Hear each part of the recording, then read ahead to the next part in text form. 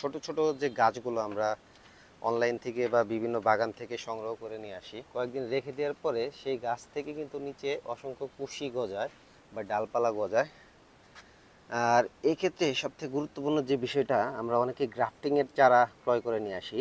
সেটা হচ্ছে যে গ্রাফটিংয়ের চারাগুলোর এইখানে দেখেন এই যে জয়েন আছে, এইখানে জয়েন্টটা আছে।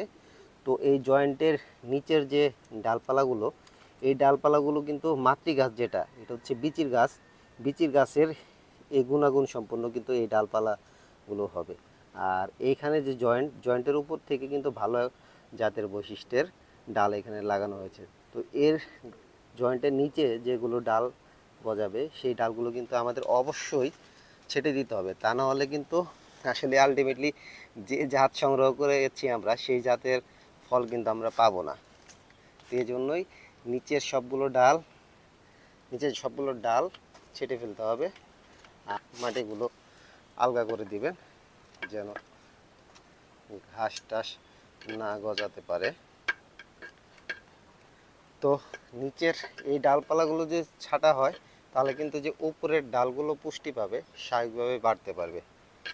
এটা হচ্ছে আমার টমস রেড জাতের আনার গাছের চারা। তো এই ছোট ছোট গাছগুলোর কিন্তু এখন কয়েকদিন পর পরেই কিছু না কিছু যত্ন নিতে হয়, তা না হলে গাছগুলো সুন্দর একটা গাছে রূপান্তরিত হবে না। ধন্যবাদ।